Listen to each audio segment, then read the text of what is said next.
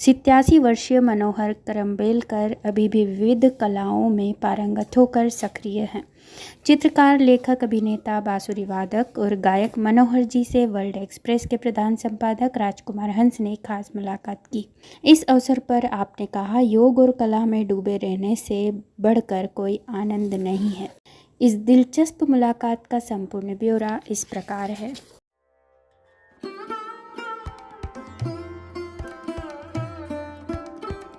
World express channel में देश विदेश के समस्त दर्शकों का हार्दिक अभिनंदन।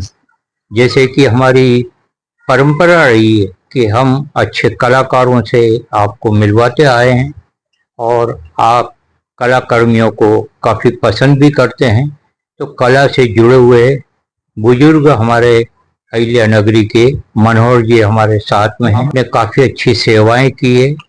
आप गायन में पारंगत हैं। इसके अलावा आप लेखन में भी कुशलतापूर्वक कार्य कर रहे हैं। हम आपको बधाई देंगे। मनोहर जी नमस्कार। पहला सवाल हमारा यह रहेगा आपसे कि आपके माताजी पिताजी का शुभ नाम, आपका जन्म स्थान कहाँ हुआ और आपका एजुकेशन कितना हुआ, ये बताने का कष्ट करें। जन्म तारीख मेरी है 9/2/40 जी और जन्म मेरा हुआ उज्जैन के पास में ऊधेल देहात है, वो मेरी मौसी का घर है वहाँ पे। तो वहाँ मेरी मदर गई थी डिलीवरी के टाइम पे, तो वहाँ मेरा जन्म हुआ था उधेल में।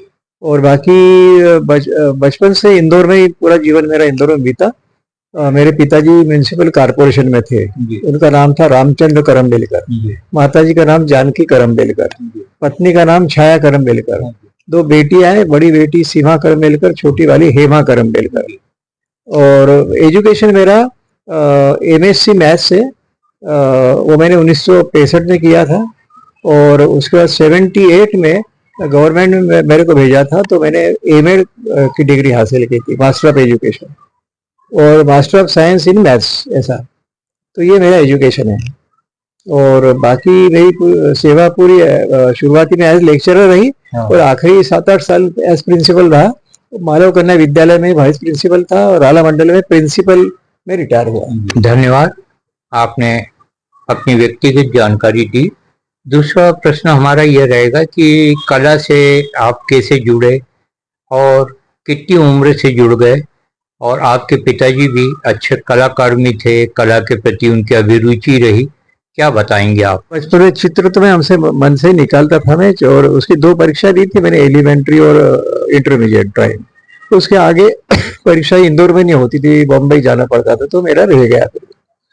बाकी मैं चित्र निकालता था, पेंटिंग निकालता था, पेंटिंग, पोर्ट्रेट पेंटिंग, लैंडस्केप्स वगैरह। तो हमने महू में हमने एग्जीबिशन भी दिए थे, पेंटिंग सेल भी होते थे मेरे। और अभी तक पेंटिंग मैंने किए, लेकिन अब क्या है, पेंटिंग में जो कंसंट्रेशन, तो उससे मेरे को हेडेक होने लग गया, तो पेंटिंग मैंने छोड़ दिया। पेंटिंग मैंने करीबन ये समझ लो कि 25 साल पहले पेंटिंग छोड़ दिया। उसके बाद मेरे को ये रंगोली मेकिंग, रंगोली बनाने का वो था, तो मैंने मोदी जी के 5 फीट लंबी रंगोली बनाई थी, एक विठल भगवान की रंगोली बनाई थी। ये सब पेपर में इसके फोटो आ चुके हैं। और आप क्या है कि रंगोली में भी बहुत ऐसा झुक के, और वो मोदी जी की रंगोली मेरे को 3 दिन लगे थे, दिन भर मैंने उसमें खपा था, मैं तब वो हुआ। तो अब इतना झुक के रंगोली बनाना, मेरे को कमर में दर्द और ये प्रॉब्लम आने लग गए, तो मैंने रंगोली बंद कर दिया। खाली बैठना मेरे को अच्छा नहीं लगता है, तो मैं क्या करें, तो मेरे को कॉलेज टाइम से मेरे को सिनेमा संगीत सुनने का भी शौक था, वो तो सुनता था उस समय, गाता भी था, लेकिन घर में या कहीं किसी घर पे महफिल में वगैरह ऐसा। लेकिन 2022 में मैंने अनु शर्मा जी का म्यूज टेम्पल ग्रुप है, उसमें मैंने सुना, तो मैं अनु जी से कहा कि भी मेरे को भी गाने की इच्छा है। तो उन्होंने कहा कि आप स्टूडियो में आ जाना, आपको ऑडिशन ले लूंगा। तो मैं गया था, मेरा ऑडिशन लिया, उन्होंने 3-4 गाने सुने, फिर मेरे को ब्रेक दे दिया। तो उन्होंने तब से उनके हर प्रोग्राम मेरे को बुलाते हो। तो ये करीबन 10-12 ग्रुप से मैं जुड़ा हूँ यहाँ पर। तो वो लोग बुलाते तो मैं जाता हूँ। और बाकी इंदौर में जाल सभागृह है, उसके बाद प्रीतमलाल दुआ सभागृह रीगल के पास में है सभी, और हिंदी साहित्य समिति, और गांधी हॉल, अभिनव कला सभा, 4 जगह यहाँ प्रोग्राम होते, इसमें जाते रहता हूँ। आप किन किन गायकों को गाते हैं? कई कार्यक्रमों में हम लोग आपको सुन चुके हैं, तो आप किन किन गायकों को गा लेते हैं? और हम अपने दर्शकों को बताते चलें कि मनोहर जी एक अच्छे बांसुरी वादक भी हैं और अच्छी पेंटिंग भी करते हैं। चित्रकला के प्रति आपकी रुचि है, लेखन के प्रति रुचि है, गायन के प्रति रुचि है, तो किन किन गायकों को गा लेते हैं? मैं लगभग सभी गायकों को गाता हूँ मैं। किशोर कुमार, रफ़ी, येसुदास, उसके बाद मन्ना डे, हेमंत कुमार, बाल सुब्रमण्यम, लगभग सभी को। पर्टिकुलर किसी का ऐसा मैंने वो नहीं किया, क्योंकि मेरे को वर्सेटाइल सिंगिंग मेरे को पसंद है, इसलिए मैं पुराने गाने भी और नए गाने भी दोनों गाता हूँ मैं। सभी गायकों से प्यार करने वाले मनोहर जी का अभिनंदन है। एक प्रश्न आपसे और है कि पहले के गायन में जो गायक गाते थे, गीत लिखे जाते थे और आज जो लिखे जाते हैं, तो उनमें क्या अंतर है? अश्लीलता का पुट बढ़ता जा रहा है और जो संदेश गीतकार प्रदीप जी ने दिया, इंदिवर ने दिया और हमारे भरत व्यास जी ने दिया, आप तो सुनते ही होंगे, आधा है चंद्रमा रात आधी, रह न जाए तेरी मेरी बात आधी। कवि नीरज जी ने भी बहुत अच्छे अच्छे गीत लिखे। तो इस प्रश्न के उत्तर में आप क्या कहना चाहेंगे? आप भी महसूस करते होंगे जो पहले गीत लिखे जाते थे फिल्मों में, वो आज गीत नहीं लिखे जाते हैं। मैं जो स्टेज पे सिंगिंग की शुरुआत में है कि मेरा उद्देश्य केवल ये है कि जो श्रोता लोग आते हैं उनका मनोरंजन करना। श्रोता लोग जो आते हैं उनको गाने सुन के उनको एक सुकून मिलता है। तो उसमें क्या है कि नए गाने भी अपने जगह अच्छे, ऐसी बात नहीं है। पुराने गानों का डेफिनेटली आज उनका लाइफ अभी तक है और अभी चलता रहेगा। वो नए गाने जो है उनका लाइफ कम रहता है, ये ज़्यादा दिन नहीं चलते, लेकिन फिर भी नए गानों का भी अपना एक लुत्फ अलग है। तो नए इसमें मैंने अपना ये उदित नारायण वगैरह है, कुमार शानू है, इनको भी गाता हूँ मैं। ये नए सिंगर्स है, इनको भी गाता हूँ मैं। कलाकार हो तो ऐसा, जैसे कि हमारे मनोहर भाई, हम अपने दर्शकों को सुनवाना चाहेंगे आपके मनपसंद का कोई गीत जिसमें राष्ट्रीयता की भावना भरी हो।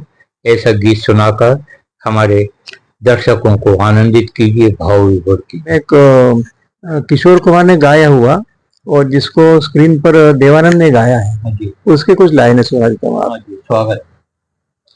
देखो ये दीवानो तुम ये काम न करो, देखो दीवानो तुम ये काम न करो, राम का नाम बदनाम न करो, बदनाम न करो। देखो दीवानो तुम ये काम न करो, राम को जानो कृष्ण को जानो, नींद से जागो ओ दीवानो, राम को समझो कृष्ण को जानो, नींद से जागो ओ दीवानो, जीत लो मन को पढ़कर गीता, जीत लो मन को पढ़कर गीता, मन से हारा वो क्या जीता, वो क्या जीता। हरे कृष्ण हरे राम, हरे कृष्ण हरे राम, हरे कृष्ण हरे राम। जीवन को तुम नशे का गुलाम न बनो, राम का नाम बदनाम ना करो, बदनाम ना करो। राम ने हंस कर सब सुख त्यागे, तुम सब दुख से डर कर भागे। राम ने हंस कर सब सुख त्यागे, तुम सब दुख से डर कर भागे। कृष्ण ने कर्म की रीत सिखाई, कृष्ण ने कर्म की रीत सिखाई।